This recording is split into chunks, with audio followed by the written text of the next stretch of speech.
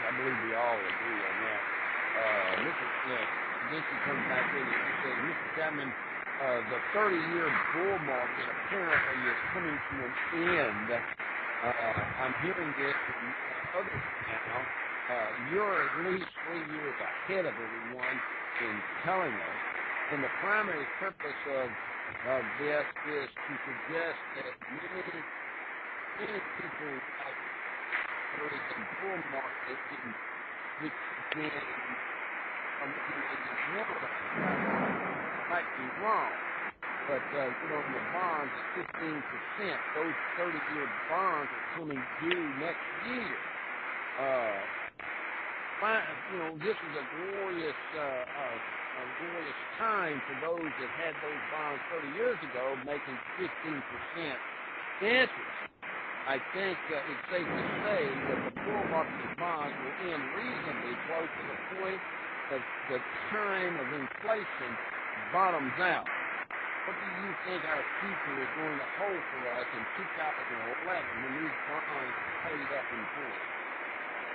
Well, that's a pretty sophisticated question, and bonds can't go much higher, and the reason why they can't go much higher is that they're almost down to zero on the yield side. I mean, even the 2-year is trading between 0.55% interest and 0.60% interest, and the 30-year is trading about 2.92%. So there's not much upside in them. Why anybody would buy U.S. bonds, I don't know, because, let's assume you've got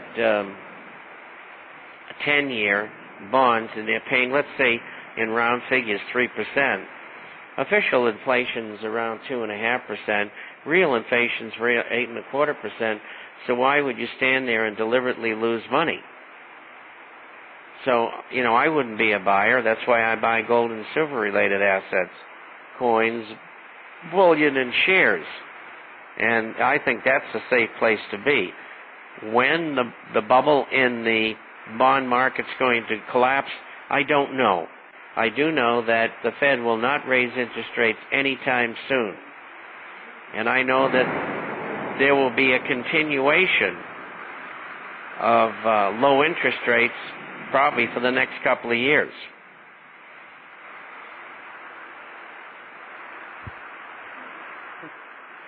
All the causes of the financial crisis, apparently one of the biggest was the power to shift on Wall Street that traders that in charge with traders and the goal every minute or every day to make money, even out of losses.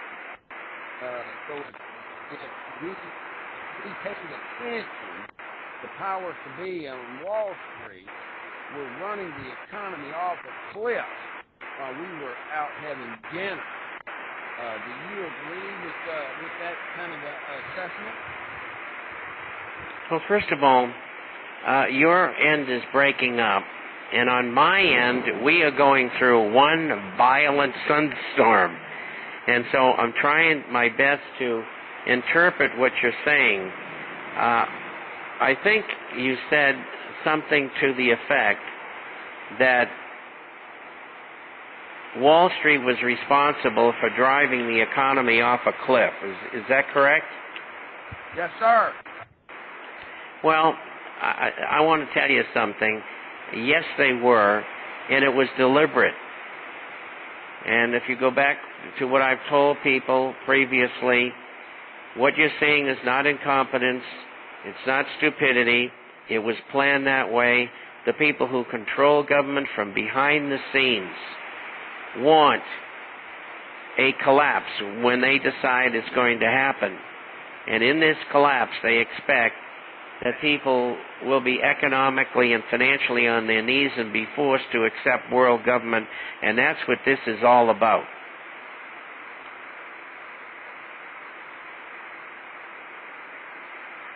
Bobby's working on it, hurry, and most of it is static coming from the feed that you have.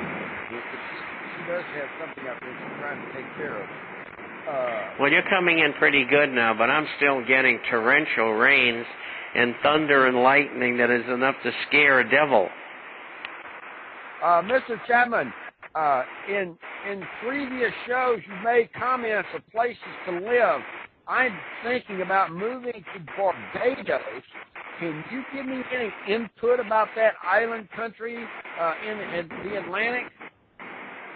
Well, first of all, I have not been to Barbados, nor Turks and Caicos and some of the other islands, but I did live in the Bahamas for a time, on New Providence, which is the main island which has Nassau. And to me, it was like living in a prison. There's nothing to do. It's boring. It's hot. Not many people even go in the water.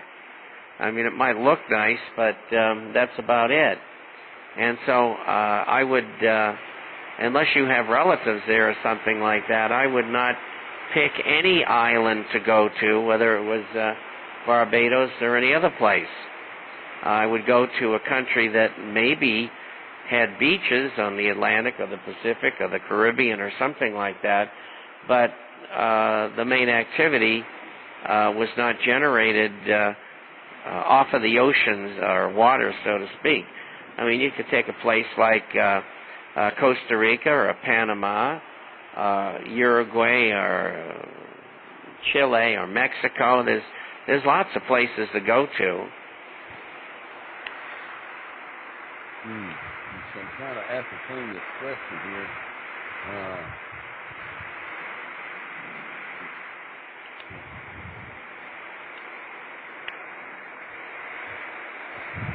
Hey guys, I have no clue what's happening out there. I really don't. I know I'm doing everything I can at my end. Other than I can hear you. I can hear you perfectly. Okay. You're coming in 5 by 5 on my end. Good. That's outstanding, because I got people out here that don't know what they're talking about, obviously, and I can't.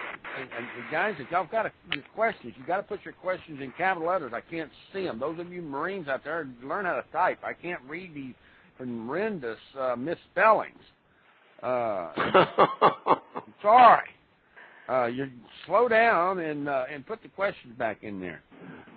Let's see, where's that? What was that question here about the blue book? I thought we had one on the blue book. Security. Oh, here we go. There's the securities in the fraud suits are plunging. In other words, they're not being brought forth in the courts. Mr. Chapman, what is your assessment of the lack of security frauds being prosecuted by this administration? Well, first of all, you're starting to break up again, but the Securities Exchange Commission is an organization that can bring civil action against people who violate the rules. The CFTC, the Commodity Futures Trading Corporation, is the same thing in the commodity area. And they're the two main instruments. They're now under the Federal Reserve. And now they interpret the new law to mean that you cannot ask any questions about anything that they do, even under the Freedom of Information Act. They're now been given an immunity. There's no transparency, so they can act even more in a criminal manner than they did before. You're never going to get any justification from them. They never chase down the big firms unless they have to. And even when they find them guilty, they give them a fine, which is a slap on the wrist. The only people that they pursue are the small and medium-sized brokerage firms and brokers and newsletter writers as well, which is illegal, incidentally. But they do what they want. And so you're not going to get any satisfaction from regulatory agencies, from the government. They're there, and they're not there to help you. No, I agree with that. Paul Craig Roberts came out with an assessment that this was the year the America will become a nation that will dissolve on itself as the first class Klansmen are organized to bring forth major police forces to put down insurrection. And the conservative war on crime and drugs is nothing less than a war on terror. Mr. Chapman, as our society goes broke, as our society goes downhill and is ran by warlords, does Mr. Chapman see any hope in which we can invest our money and have some form of an investment down the road? And if he would, please, if Mr. Chapman would, please give us a place to go, because it's hard for us to even get in touch with you from a location that we're